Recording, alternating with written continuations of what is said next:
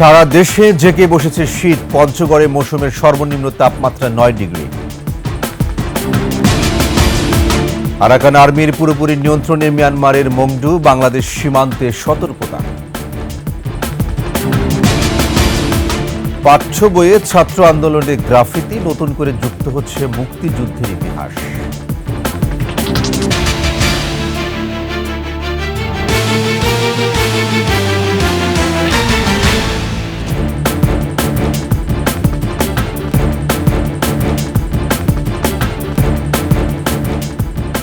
শুনছিলেন সংবাদ শিরোনাম। আমন্ত্রণ ২১ সংবাদে, সাথে আছে আমি ওয়াহিদুজ্জামান। দর্শক, ২১ টেলিভিশনের সংবাদ একসাথে সরাসরি দেখতে পাবেন আমাদের ফেসবুক পেজ www.facebook.com/21 এছাড়া সাবস্ক্রাইব করতে পারেন www.youtube.com/21 চ্যানেল। এছাড়াও সংবাদে আরও থাকছে, মানসিক চাপে দিন কাটছে গণ-অভ্যুত্থানে আহতদের, বিশেষায়িত হাসপাতাল ও কর্মক্ষেত্র তৈরির আশ্বাস।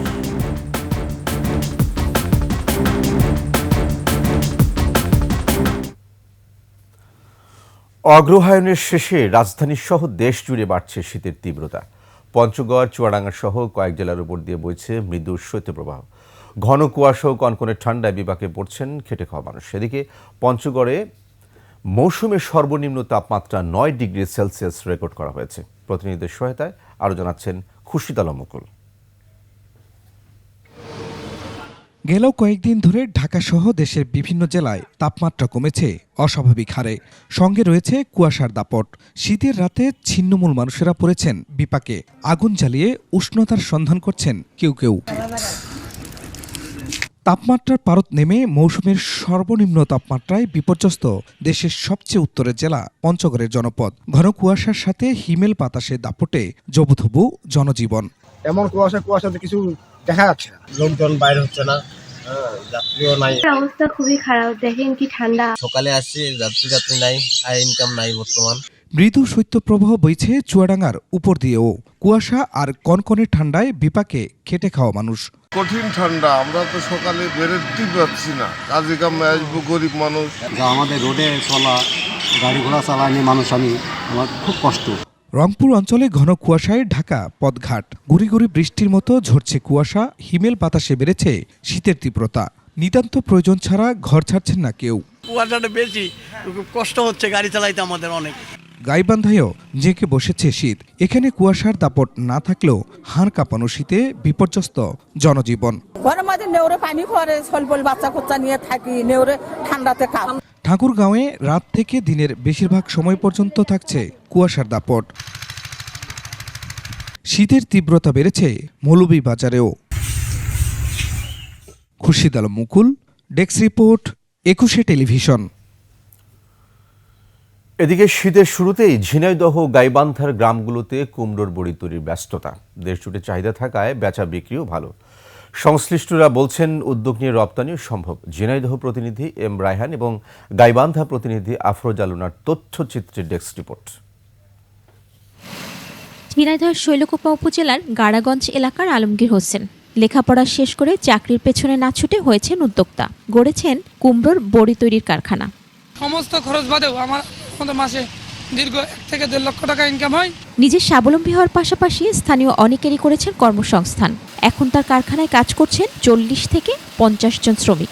এখান থেকে আমরা যে বেতন পাই তা দিয়ে আমাদের সংসার খুব ভালোভাবে চলে যায়। আমরা এই বড়ির ফ্যাক্টরিতে যেটুকুই করি আমাদের কিছু চাহিদা পূরণ হয়েছে। এগুলো তরকারিতে শীতের সময় এগুলো খুব স্বাদের খাদ্য। শ্রমিকদের কারিগরি প্রশিক্ষণ দেয়া হচ্ছে বলে জানায় কৃষি বিভাগ। যশোর অঞ্চলের টেকসই কৃষি সম্প্রসারণ প্রকল্পের আওতায় আমাদের উদ্যোক্তা প্রশিক্ষণ দেওয়া হয়।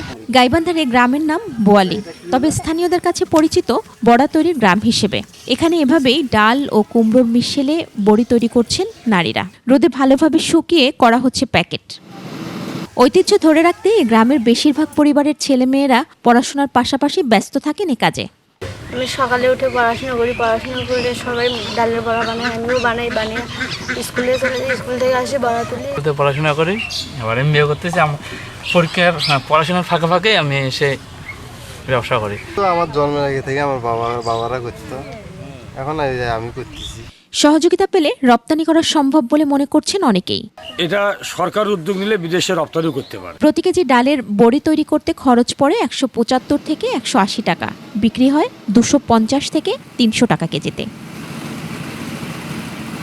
মহিমা পলি, ডেস্ক রিপোর্ট, 21 টেলিভিশন। এবার অন্যান্য প্রসঙ্গ। মিয়ানমারের রাখাইন রাজ্যে চলমান যুদ্ধে বাণিজ্য শহর মংডু দখলে নেওয়ার দাবি দেশটির সশস্ত্র বিদ্রোহী গোষ্ঠী আরাকান আর্মির। ফলে বাংলাদেশ মিয়ানমার সীমান্তে 270 কিলোমিটার পুরোটাই এখন আরাকান আর্মির নিয়ন্ত্রণে। এ অবস্থায় রোহিঙ্গা অনুপ্রবেশ ঠেকাতে সীমান্তে টহল জোরদারের পাশাপাশি টেকনাফ সেন্ট মার্টিন রুটে নৌ চলাচল বন্ধ করে দিয়েছে প্রশাসন। কক্সবাজার প্রতিনিধি আব্দুল আজিজের তথ্যচিত্রে ডেস্ক রিপোর্ট।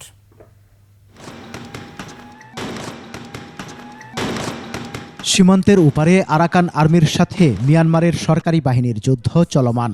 তুমুল লড়াইয়ে আরাকান আর্মি মংডু সহ 3টি গুরুত্বপূর্ণ শহর নিয়ন্ত্রণে নিয়েছে।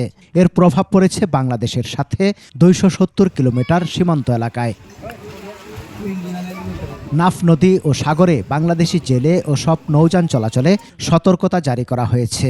বন্ধ টেকনাফ সেন্ট মার্টিন নৌ চলাচল, বন্ধ নাপপাড়ের জেলেদের মাছ শিকারও।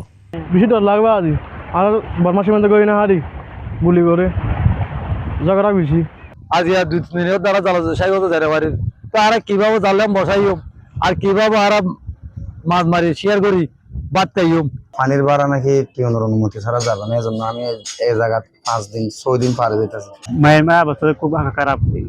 এখানে তো দিনে 24 ঘন্টা খুব আবাস হচ্ছে। এখানে রাত্রি বেলায় তো আমরা ঘুমাতে পারতেছি না। যদি 2-3 দিন যাইতে না পারলে সেন্ট মার্টিন লোকেরা তো অনাহারে রয়ে যাবে। অনুপ্রবেশ ঠেকাতে বিজিবি সতর্ক অবস্থানে আছে বলে জানায় উপজেলা প্রশাসন। সাপ্লাই চেইন যেন ঠিক থাকে সেন্ট মার্টিনে, এবং যেন কোনো ইমার্জেন্সি হলে কেউ আসা যাওয়া করতে পারে। এই কারণে আমাদের সীমানায় দিয়েই যেন নিরাপদ যেতে পারে, সেক্ষেত্রে কোস্টগার্ডের সাথে কথা হচ্ছে এবং কোনো অবৈধ অনুপ্রবেশ ঠেকাতে বিজিবি কঠোর অবস্থানে রয়েছেন এবং টহল জোরদার করা হয়েছে। বিজিবি ও কোস্টগার্ড সদস্যরা সীমান্তে টহল জোরদার করেছে বলেও জানান এই কর্মকর্তা। সমর ইসলাম, ডেস্ক রিপোর্ট, 21 টেলিভিশন। বৈষম্য বিরোধী ছাত্র আন্দোলনের গ্রাফিতি সজ্জিত করে ছাপা হচ্ছে 2024 শিক্ষাবর্ষের প্রাথমিক মাধ্যমিকের বই। প্রায় আমূল পরিবর্তন করা হয়েছে সব বিষয়ের সূচিপত্র। নতুন করে যুক্ত করা হচ্ছে মুক্তিযুদ্ধের ইতিহাস। হেফাজতে ইসলামের দাবি মেনে ধর্মসহ বিভিন্ন সিলেবাসেও পরিবর্তন আনা হয়েছে। আদিত্য মামুনের রিপোর্ট। জুলাই মাসে ঘটে যাওয়া আন্দোলনের চিত্র এমনকি বিভিন্ন ঘটনা সংবলিত হয়েছে প্রাথমিক মাধ্যমিকের নতুন শিক্ষাক্রমের পাঠ্য বইগুলোতে। 1 জানুয়ারি দেশব্যাপী শিক্ষার্থীদের হাতে যেসব বই পৌঁছবে তাতে স্থান পাবে তাদের রচিত ইতিহাস। বেশ কিছু সংশোধন পরিমার্জন এগুলো হয়েছে, বিশেষ করে জুলাই গণ অভ্যুত্থানের কন্টেন্ট। বড়সড় পরিবর্তন আসছে বাংলা, সমাজ ও ধর্ম বইয়ে। প্রাথমিক থেকে মাধ্যমিকের সব শ্রেণীর বাংলা বইয়ে সংযোজন বিয়োজন হয়েছে লেখক তালিকাও। বিজ্ঞান, গণিত এগুলো তো সার্বজনীন বই, কিন্তু সামাজিক বিজ্ঞান, বাংলা, ইংরেজি এগুলোতে পরিবর্তনযোগ্য। ফজলুল আহমেদের নিঃসন্দেহে একজন নামকরা লেখক। তার লেখা আগে বাদ পড়েছিল, তা আমরা তার লেখাকে আমরা বাদ দেওয়ার প্রয়োজন মনে করি নাই। মানব বিবর্তনের ইতিহাস মুছে ফেলে নতুন করে ঢেলে সাজানো হয়েছে সমাজ বই। সেখানেও স্থান করে নিয়েছে জুলাই আন্দোলন। বিবর্তনের বিষয়গুলো উচ্চতর গবেষণার বিষয়, এগুলোকে আমরা স্কুলের শিক্ষার্থীদের কাছে এগুলো নিয়ে আমরা তাদেরকে এতটা ভাবনা চিন্তার মধ্যে ফেলে দিতে রাজি নই। 2012 সালের পাঠ্যপুস্তকের সূচিতে প্রত্যাবর্তন করলেও হেফাজতে ইসলামের নির্দিষ্ট অভিযোগকে আমলে নিয়েছে পাঠ্যপুস্তক বোর্ড। হেফাজতে ইসলামের 17টা দাবি ছিল, তাদের অনেক দাবি তো গ্রহণ করাই হয়েছে। তবে তাদের একটা বিশেষ কনসার্ন ছিল যে এই ট্রান্সজেন্ডারের ইস্যুটা, এই জাতীয় বাংলা প্রতিশব্দ ব্যবহার না করা। পরিবর্তন আছে মুক্তিযুদ্ধের ক্ষেত্রেও। উড়তাল মার্চে কেবল 7 মার্চের ভাষণকে স্থান দেওয়া হয়েছে। আলাদা করে তুলে আনা হয়েছে মুক্তিযুদ্ধে অবদান রাখা আরও ব্যক্তিত্বদের। ওভারঅল 71-এ যারা ভূমিকা পালন করেছে সবাইকে এখানে আনা হয়েছে। বঙ্গবন্ধুর জায়গায় আছেন। তাজউদ্দিন আহমেদের কথাই যদি বলেন, মুজিবনগর সরকার, সেটা তো উনি প্রধানমন্ত্রীর দায়িত্ব পালন করেছেন এবং যুদ্ধটা পরিচালনা করেছেন। সুতরাং তাদের অবদান কিন্তু খুব একটা ভালোভাবে আসে নাই। মৌলানা আব্দুল হামিদ খান ভাসানী, তার তেমন কোনো উল্লেখই ছিল না, অথচ তিনি আওয়ামী লীগেরও প্রতিষ্ঠাতা এবং তিনি মুক্তিযুদ্ধকালে তিনি উপদেষ্টা পরিষদের সভাপতি ছিলেন। শেরেবাংলা একে ফজলুল হক, তিনি তো কৃষকদের ঋণ থেকে মুক্ত করার জন্য, জমিদারি প্রথা উচ্ছেদের জন্য তার যে ভূমিকা, সেগুলো কিন্তু তেমনভাবে উল্লেখিত হয়নি। এই বিষয়গুলোকে আমাদের পরিমার্জন করতে হয়েছে। 10টি শ্রেণীর 650 রকমের বইয়ের প্রায় সবগুলোর প্রচ্ছেদেও থাকছে জুলাই আন্দোলনের গ্রাফিতি। শিক্ষার্থীদের দাবির পরিপ্রেক্ষিতে এমন সিদ্ধান্ত নতুন প্রজন্মের মধ্যে স্বাধীন চেতার বিকাশ ঘটাবে বলে মনে করে পাঠ্যপুস্তক বোর্ড। আদিত্য মামুন, 21 টেলিভিশন, ঢাকা। ভালো নেই জুলাই অভ্যুত্থানে আহতরা। অঙ্গহানি সহ শারীরিক নানাবিধ জটিলতার কারণে প্রচণ্ড মানসিক চাপে দিন কাটছে তাদের। এ অবস্থায় তাদের জন্য বিশেষায়িত হাসপাতাল ও কর্মক্ষেত্র তৈরির উদ্যোগ নেওয়া হচ্ছে বলে জানিয়েছেন সরকারি দুই উপদেষ্টা। বিস্তারিত জানাচ্ছেন সিরাত আল মুস্তাকিম। রিক্সায় ওঠার সময় হাঁটতে হাঁটতে কষ্ট হচ্ছিল, একটু পাটা শর্ট যেহেতু, পিছন থেকে কয়েকজন বলতেছে যে 2টা ল্যাংড়া যাচ্ছে। তখন আমি একটু শুধু হাসি দিয়ে গাড়িতে উঠছিলাম, আর পরক্ষণে আমার চোখ দিয়ে খালি জল চলে আসে। জুলাই অভ্যুত্থানে আহত হয়েছেন 22,000-এরও বেশি ছাত্র জনতা। তাদের একজন সালমান। অঙ্গহানির যন্ত্রণা যেন পিছুই ছাড়ে না তাকে। সেই যন্ত্রণা যেমন শারীরিক, একই সঙ্গে মানসিক। পঙ্গুত্বের কারণে হতে হয় ব্যঙ্গ বিদ্রুপের শিকার। 18 জুলাইও গুলি লাগে, সেই গুলির ব্যান্ডেজ নিয়ে 19 জুলাই আবার যাই। পরের দিন যখন আবার গুলি লাগে তখন আমার রাস্তায় দেখি আমার পাটা নাই হয়ে গেছে মিনিমিশে। তার আগে 2 মিনিট আগে আমি সামনে থেকে লিড দিচ্ছিলাম। সালমানদের মতো হতভাগাদের নিয়ে কি ভাবছে সরকার, সেই প্রসঙ্গই উঠে আসে আচল ফাউন্ডেশন আয়োজিত আলোচনা সভায়। গণ অভ্যুত্থান পরবর্তী আহতদের মানসিক স্বাস্থ্য সম্পর্কে সরকারের ভাবনার কথা তুলে ধরেন দুই উপদেষ্টা। আমাদের দিক থেকে আসলে কোনো চেষ্টার ত্রুটি নেই। অত্যাধুনিক ফিজিওথেরাপি ফ্যাসিলিটিসগুলো দেশে নাই, সেটা আসলে তৈরি করতে হবে। বাংলাদেশ স্বাধীন হওয়ার পর একবার এরকম তৈরি হয়েছিল, যেটার নাম পঙ্গু হাসপাতাল বলি। এটা আসলে যুদ্ধের পরে পঙ্গু তাদের জন্যে, সেইবার আবার আরেকটা তৈরি করা হবে এই ধরনের একটা কাঠামো, যেটা আধুনিক প্রযুক্তি সহ। সালমানদেরকে যারা পেছন থেকে কথা বলে, আমি জানি যে আরও অনেককে বলে, তাদেরকে আমরা মানুষের পর্যায়ে ভাবতে পারি না। তাদের সাথে মিট করেছে, তারা কিন্তু অন্যান্য স্বাস্থ্য ক্ষতির কথা বলার চাইতে বেশি বলে মেন্টাল হেলথ, ট্রমাটাইজড, এই প্রসঙ্গটা বেশি আনে। ওরা আমাদেরকে বিচার করবে, আমরা কাঠগড়ায় দাঁড়াবো যদি আমরা কিছু করতে না পারি। তবে আহতদের সমাজের মূলধারায় যুক্ত রাখতে শুধুমাত্র সরকারি উদ্যোগে যথেষ্ট নয়। এজন্য সামাজিক সচেতনতার গুরুত্বের কথা জানান বক্তারা। যত জায়গায় লাগুক আমাদেরকে এদেরকে দিতে হবে। সিরাত আল মুস্তাকিম, 21 টেলিভিশন, ঢাকা। নিচ্ছি সংবাদ বিরতি। যখন ফিরছি তখন অন্যান্য সংবাদের সঙ্গে আরও যা থাকবে। বায়ু দূষণ রোধে টাস্ক ফোর্স গঠনের সিদ্ধান্ত, 6 মাসের মধ্যে রাজধানী থেকে পুরনো গাড়ি অপসারণ।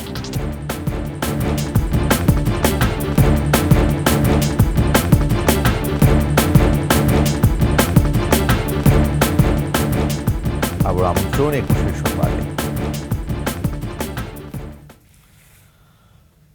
বায়ু দূষণ রোধে গঠন করা হচ্ছে টাস্ক ফোর্স। আগামী 6 মাসের মধ্যে রাজধানী থেকে অপসারণ করা হবে পুরনো গাড়ি। এছাড়া খোলা মালবাহী ট্রাক প্রবেশ বন্ধে পদক্ষেপ নেওয়ার নির্দেশনা দেওয়া হয়েছে। আরও জানাচ্ছেন প্রণব চক্রবর্তী। শুষ্ক মৌসুমে রাজধানীসহ দেশের বিভিন্ন এলাকায় বহুগুণ বেড়ে যায় বায়ু দূষণের মাত্রা। ফলে আয়ু কমার পাশাপাশি প্রতি বছর মারা যাচ্ছে প্রায় 2 লাখ মানুষ। সচিবালয়ে পরিবেশ দূষণ রোধে করণীয় নির্ধারণের লক্ষ্যে স্থানীয় সরকার বিভাগের এই সভা। এ সময় বিভিন্ন প্রস্তাবনা তুলে ধরেন পরিবেশ নিয়ে কাজ করা বিশিষ্টজনেরা। আমাদের জ্বালানি তেলের একটা স্ট্যান্ডার্ড আমাদের দরকার, ইউরোসিড যদি আপনারা করতে পারেন তাহলে খুবই ভালো। এই নির্মাণকারী প্রতিষ্ঠানের কিন্তু এনভায়রনমেন্ট রুলস কমপ্লায়েন্সের কিছু অব্লিগেশন থাকে। সভায় সিটি কর্পোরেশন ও পৌরসভাগুলোকে বায়ু দূষণ ও পরিবেশ রক্ষায় 12 দফা নির্দেশনা পাঠানোর সিদ্ধান্ত হয়। ঢাকা শহরে যে খাস জমিগুলো দখল অবস্থায় আছে, সেগুলো হচ্ছে পুনরায় আমাদের কর্তৃত্বে নিয়ে পার্ক, খেলার মাঠ করে সেগুলোকে সংস্থাপন করা, এবং আমরা যদি এটা করতে পারি তাহলে অনেকাংশে বায়ু দূষণ রোধ করা সম্ভব। মানে বর্ষার মৌসুম আসা পর্যন্ত একটা টাস্ক ফোর্স বা একটা কমিটি করে এই বায়ু দূষণের বিষয়টাকে অ্যাড্রেস করতে হবে, যাতে ইন্টিগ্রেটেডভাবে কাজ করা যায়। সম্প্রতি বায়ু দূষণ ভয়াবহ মন্তব্য করে সবাইকে মাস্ক ব্যবহারের আহ্বান জানিয়েছেন বন ও পরিবেশ উপদেষ্টা। বিআরটি এর কাছে অনুরোধ যে পুরনো বাসগুলো থেকে যে দূষণটা হচ্ছে এটা নিয়ন্ত্রণে আপনাদের ম্যাজিস্ট্রেসি পাওয়ার আছে, কাইন্ডলি একটু রাস্তায় নামবে। মাস্ক পরার জন্য আবারও অনুরোধ করছি, আর যাদের পক্ষে সম্ভব হয় একটু এয়ার পিউরিফায়ারটা বাসায় রাখার চেষ্টা করবেন। আমরাও এটা সামর্থ্যের মধ্যে আনার চেষ্টা করব। এছাড়া সরকারি বেসরকারি যে কোনো স্থাপনা নির্মাণ ও উন্নয়ন কার্যক্রম গ্রহণে যথাযথ নির্দেশনা মেনে চলার আহ্বান জানান উপদেষ্টারা। পানি ছিটিয়ে দুর্ভোগের প্রকোপটা হয়তো একটু কমবে। প্রণব চক্রবর্তী, 21 টেলিভিশন, ঢাকা। শেষ করছি 21 সংবাদ। যাবার আগে সংবাদ শিরোনামগুলো আরও একবার। সারা দেশে জেঁকে বসেছে শীত। পঞ্চগড়ে মৌসুমের সর্বনিম্ন তাপমাত্রা 9 ডিগ্রি। আরাকান আর্মির পুরোপুরি নিয়ন্ত্রণে মিয়ানমারের মংডু, বাংলাদেশ সীমান্তে সতর্কতা। পাঠ্য বইয়ে ছাত্র আন্দোলনের গ্রাফিতি, নতুন করে যুক্ত হচ্ছে মুক্তিযুদ্ধের ইতিহাস।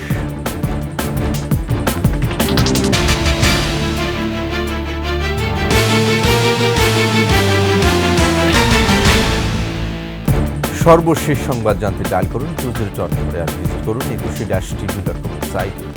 ফেসবুকে ভিজিট করতে পারেন www.facebook.com/21tv. এছাড়া সাবস্ক্রাইব করতে পারেন www.youtube.com/21tv চ্যানেল।